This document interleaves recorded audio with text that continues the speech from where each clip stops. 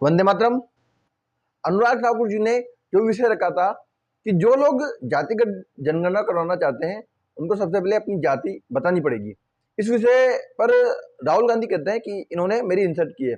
इस पूरे घटनाक्रम पर भाजपा सांसद संदीप पात्रा ने प्रेस कॉन्फ्रेंस करके पूरा विस्तृत विषय रखा है और संदीप पात्रा जी का एक अलग ही अंदाज है किसी भी चीज़ का जवाब देने का। तो निश्चित रूप से उनके इस जवाब को सुनकर और प्रेस कॉन्फ्रेंस की वीडियो को देख के आप सबको भी बहुत अच्छा लगेगा। कुछ चीज़ों में मनोरंजन भी आपको देखने को मिलेगा। राहुल गांधी की हमेशा वो अच्छे से बनाते रहते हैं और जवाब देने का एक अलग ही अनोखा अंदाज संबित पात्रा जी का है, वो हमें इस वीडियो में देखने को मिलेगा। माननीय संबित जी से आपको संबोधित करें। धन्यवाद संजय जी और मित्रों, आप सभी का बहुत धन्यवाद। एक लंबे अरसे के बाद आप सबसे मुलाकात हो रही है और एक गंभीर और अहम मुद्दे पर मुलाकात हो रही है। कल जब हंगामा बरपा तो मैं भी पार्लियामेंट में था और मैं भी पार्लियामेंट की गतिविधियों को, क्योंकि मैं प्रथम बार का सांसद हूं, बहुत ध्यान से देख रहा था कि पार्लियामेंट किस प्रकार चलता है, किस प्रकार से पार्लियामेंट में सांसदगण अपने विषयों को रखते हैं और किस प्रकार से उनका व्यवहार रहता है, क्या प्रश्न पूछे जाते हैं, जवाब में किस प्रकार से प्रति उत्तर दिया जाता है। यह सब मैं सीखने की कोशिश कर रहा हूं और देख भी रहा था।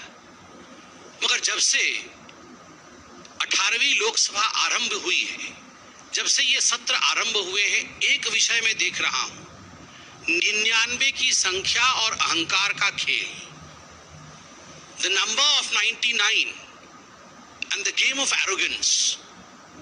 राहुल गांधी जी का व्यवहार और राहुल गांधी जी के व्यवहार के कारण उनके पार्टी के सदस्यों का व्यवहार, यह अक्षम्य है। यह कई बार दिल को चुभता है। यह मेरे सर को भी झुकाने के लिए बाध्य कर देता है कि हम उस सदन में बैठे हैं जो लोकतंत्र का सबसे बड़ा मंदिर है, सर्वाधिक महत्वपूर्ण स्थान है, मगर उस मंदिर में इस प्रकार की अहंकार, इस प्रकार की बातें और इस प्रकार का व्यवहार राहुल गांधी जी का। कल जाति पूछ लिया गया, इंसल्ट हो गया। पहली बात तो मैं यहां स्पष्ट कर दूं, मैं भी सदन में था और आप सब टीवी के माध्यम से सदन की गतिविधियों को देख रहे थे। माननीय अनुराग ठाकुर जी ने जब अपने विषय को रखा, किसी का नाम नहीं लिया, किसी का नाम नहीं लिया। नाम नहीं लेते हुए उन्होंने कहा, जिसकी जाति का पता नहीं वह जाति पूछ रहे हैं, तो केवल एक ही व्यक्ति को बुरा लगता। 543 मेंबर्स सदन में बहुत उपस्थित हैं, किसी को बुरा नहीं लगा, केवल एक व्यक्ति को बुरा लगा और उसके इशारे पे कांग्रेस के सारे सदस्य खड़े हो गए। क्यों? जाति क्या पूछ लिया, हंगामा क्यों बरप गया? जाति क्या पूछ ली, मतलब जाति के पूछने पर इस प्रकार का व्यवहार होगा? आज कांग्रेस के सांसदगण कागज फाड़ फाड़ के फेंक रहे थे। जो पार्लियामेंट के बिजनेस के कागज दिए जाते हैं, जो क्वेश्चन आवर के आपको क्वेश्चंस दिए जाते हैं, उसे फाड़कर गौरव गोगोई फेंक रहे थे स्पीकर के चेयर के ऊपर। किस लिए फेंक रहे थे? क्योंकि उनके नेता राहुल गांधी से उनको लगा कि राहुल गांधी से उनकी जाति पूछ ली गई है। मुझे तो बड़ा आश्चर्य लगता है, जो व्यक्ति हर किसी की जाति पूछ सकता है। आप पत्रकार हैं, कुछ दिनों पहले पत्रकारों की जाति पूछने का काम राहुल गांधी कर रहे थे। पूछ रहे थे, आपका नाम क्या है, आपका नाम क्या है, बताइए आप किस जाति के। पत्रकारों की जाति पूछी जा सकती है, प्रशासनिक अधिकारियों की जाति पूछी जा सकती है कि ये हलवा सेरेमनी में ये जो अधिकारी खड़े हैं ये किस किस जाति के हैं, उनकी जाति पूछी जा सकती है। जजेस की जाति पूछी जा सकती है, पूछा जा सकता है। आप देख सकते हैं, how many Dalits and Adivasis in high courts Rahul Gandhi asked in Pratapgarh. आप किसी कोर्ट में पेश होते हैं और वहां जाके जजेस की जाति पूछते हैं, प्रशासनिक अधिकारियों की जाति, पत्रकारों की जाति, जजेस की जाति, और तो और सैनिकों की जाति आप पूछते हैं। आप कहते हैं कि हिंदुस्तान को यह जानने का अधिकार है कि किस जाति के लोग सर्वाधिक सैनिक के रूप में हैं, किस जाति को कितनी रिप्रेजेंटेशन आर्मी में मिली हुई, किस धर्म को कितना रिप्रेजेंटेशन आर्मी में मिला हुआ है।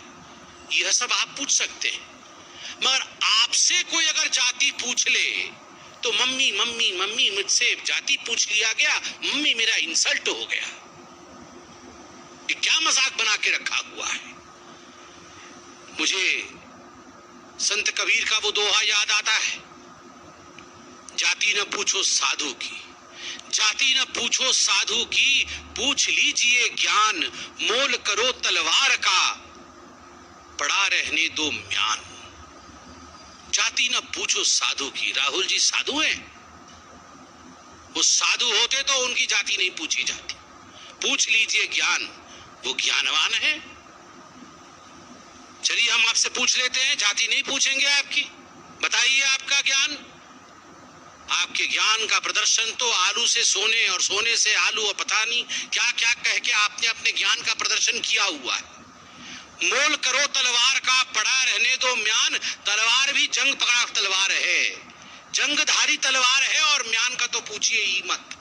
न साधु है न ज्ञानी है, न तलवार में धार है, और म्यान भी परिवार का है।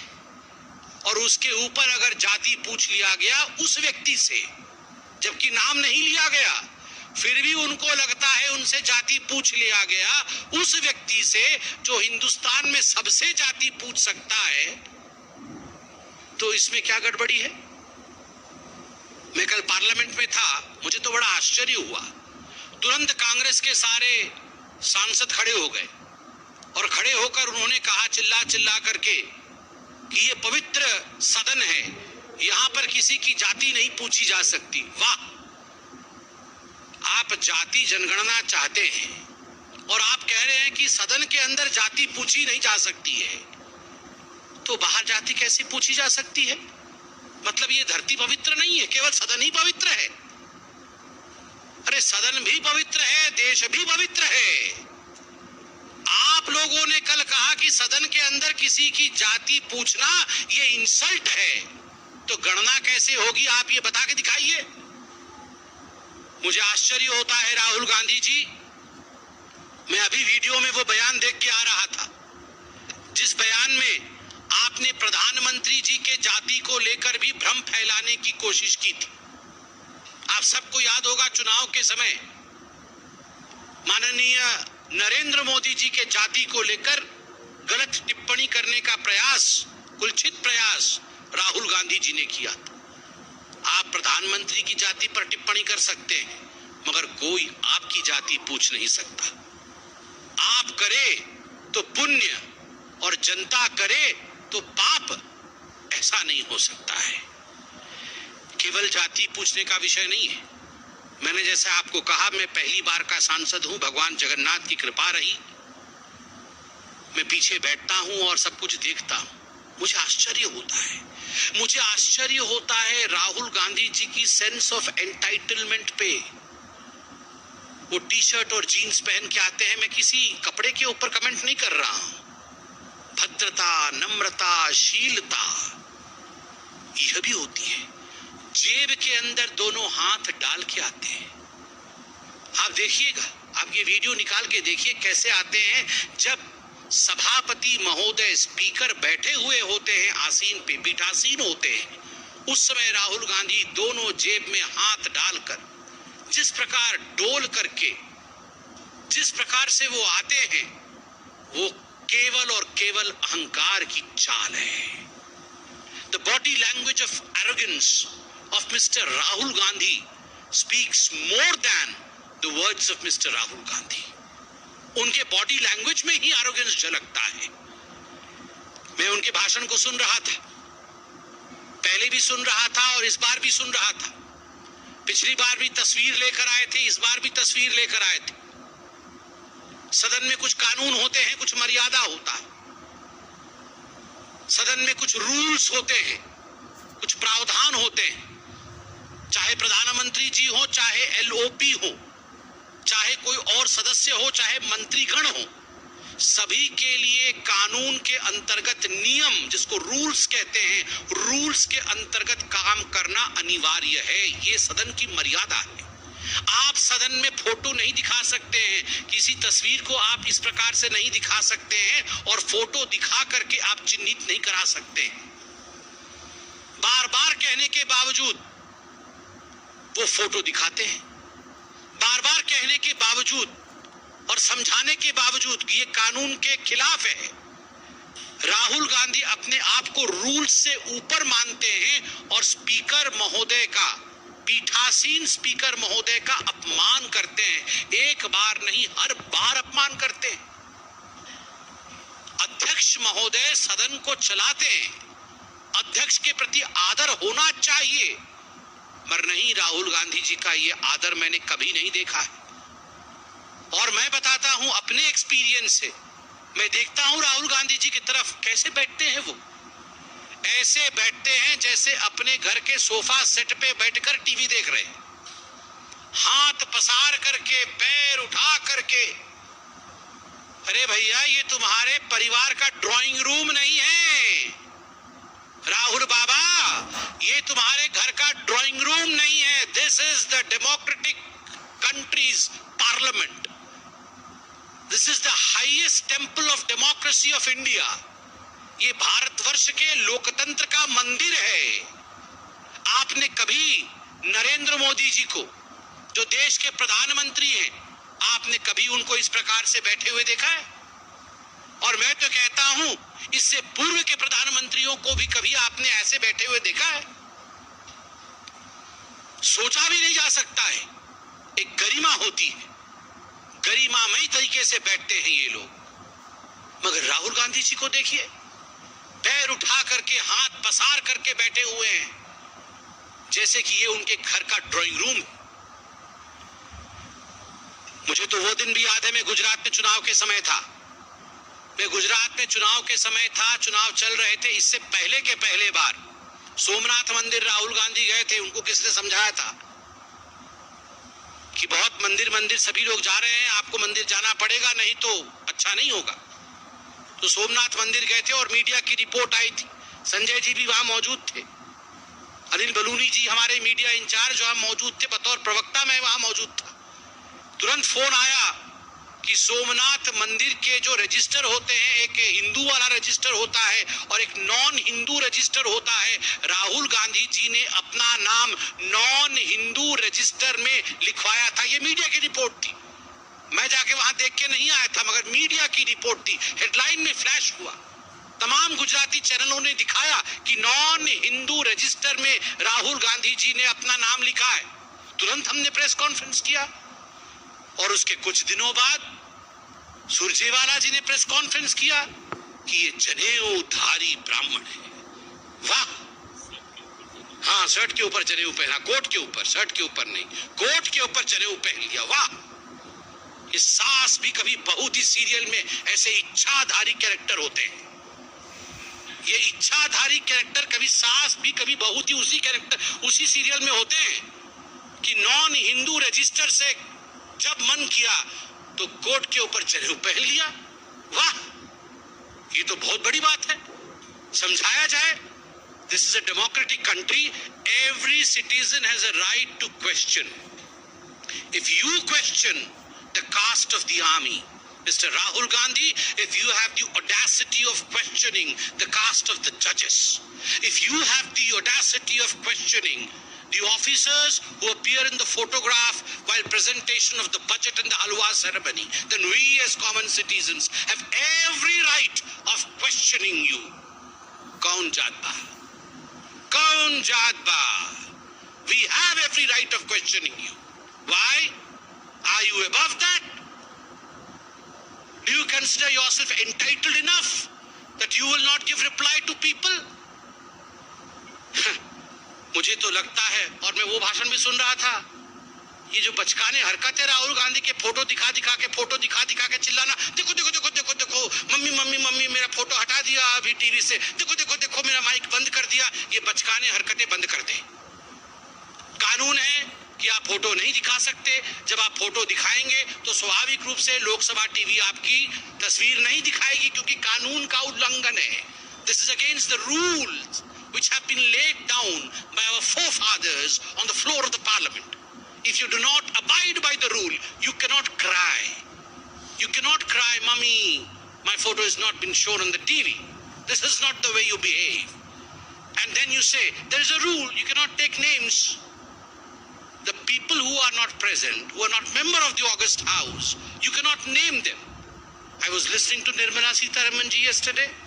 Look at the graciousness of ma'am. She did not take the names of anyone excepting 2 names जिनको उन्होंने एक्कोलेज दिया, प्रणाम किया कि उनके पिता और उनके सुपुत्र के मृत्यु के पश्चात भी हलवा सेरेमनी में वो अंदर गए और कुछ दिनों के लिए वो अंदर बंद रहे, अंतिम संस्कार तक में जा नहीं पाए। जो बेटा अपने पिता के अंतिम संस्कार में जा न सके, जो पिता अपने पुत्र के अंतिम संस्कार में जा न सके, क्योंकि वो देश की सेवा कर रहे हैं, एक बेसमेंट में बंद होके काम कर रहे हैं, उस पिता से, उस बेटे से आप पूछ रहे हैं कि तुम्हारी जात क्या है, तुम ऊंची जात की हो या और किसी जात के हो, और तुम्हारा अधिकार नहीं है इस फोटो में आने का। What is this behavior, Rahul Gandhi ji? और आप पूछ रहे थे मैं उनको एक्रोनिम दूंगा, A1, A2। मेरा तो मन कर रहा था कि मैं भी नियम भंग कर दूं और खड़ा हो जाऊं सदन में और कहूं, सर A1, A2 तो ऑलरेडी अलॉटेड है। पता है कि नहीं, सुप्रीम कोर्ट में नेशनल हेराल्ड केस में A1 सोनिया गांधी है, एक्यूज नंबर 1, और A2 accused number 2 Rahul Gandhi है। So A1, A2 are allotted portfolios. जिस पोर्टफोलियो का अलॉट कर दिया गया है, उस पोर्टफोलियो में आप दोबारा किसी को नहीं बैठा सकते। So accused number 1, accused number 2 are allotted portfolios. Agniveer को लेकर भी मैं देख रहा था और मैं दुख के साथ समापन की ओर आ रहा हूं। अग्निवीर को लेते हुए जब राहुल गांधी जी ने जाति को लाया और कहा कि पीएम ने 2 तरीके से आर्मी के जवान बनाए, प्रधानमंत्री जी ने 2 तरीके से आर्मी के जवान बनाए, एक गरीब, दलित और माइनॉरिटी जो अग्निवीर है, गरीब, दलित और माइनॉरिटी जो अग्निवीर है, और दूसरा अमीर परिवार से जिसे सारी फैसिलिटी मिलती है। ये आप आर्मी को तोड़ना चाहते हैं? ये आप आर्मी के अंदर लड़ाई करवाना चाहते हैं कि ये गरीब, दलित और ये माइनॉरिटी वाले हैं और ये अमीर परिवार से आए हुए लोग हैं, अफसर हैं, अब इनके बीच में लड़ाई करवा दे? जो इनको जॉर्ज सोरोस बोलते हैं वो करते हैं कि चाइना में जाके एमओएस साइन करके इसीलिए तो आए, महीने में मोटा माल कमाते हैं माँ बेटा, इसीलिए कमाते कि जाओ आर्मी को तोड़ो, जाओ हिंदुस्तान को किस तरह से विखंडित करना है उसकी चिंता करो। जात जो पूछे राहुल की, जात जो पूछे राहुल की, प्रकट हुआ अज्ञान, जात जो पूछे राहुल की, प्रकट हुआ अज्ञान, मम्मी मम्मी कह के रोए भाई जान, भाई जान। जात जो पूछे राहुल की, प्रकट हुआ अज्ञान, मम्मी मम्मी कह के रोए भाई जान। मैं अंत में इतना ही कहूंगा और सम्मान के साथ कहूंगा, मरहूम फिरोज जी के नवासे से जाति क्या पूछ लिया गया, इंसल्ट क्यों हो गया, इंसल्ट क्यों हो गया, इंसल्ट क्यों हो गया। धन्यवाद। कोई प्रश्न हो तो अवश्य पूछें। संबित पात्रा जी ने पूरा ढंग से इस विषय को कंप्लीट किया है कि अनुराग ठाकुर जी ने क्या कहा था, राहुल गांधी जी किस तरीके से गलत समझ रहे हैं और राहुल गांधी जी देश के अंदर किस प्रकार के गलत नैरेटिव चलाने का कार्य करते हैं, और वो इस प्रकार का नैरेटिव चलाकर ये चाहते हैं कि मैं स्वयं बच जाऊं और दूसरों पर केवल इस प्रकार का प्रहार करता रहूं, जातिगत जनगणना से लेकर हर चीज़ों का। वो ऐसा नहीं हो सकता। ऐसा पूरा विस्तृत विषय हमें संबित पात्रा जी के माध्यम से सुनने को मिला है। उम्मीद है वीडियो अच्छी लगी होगी। आप सभी से यह आग्रह है, जो चैनल पर नए, चैनल को सब्सक्राइब करें, वीडियो को लाइक शेयर करें। वंदे मातरम। भारत माता की जय।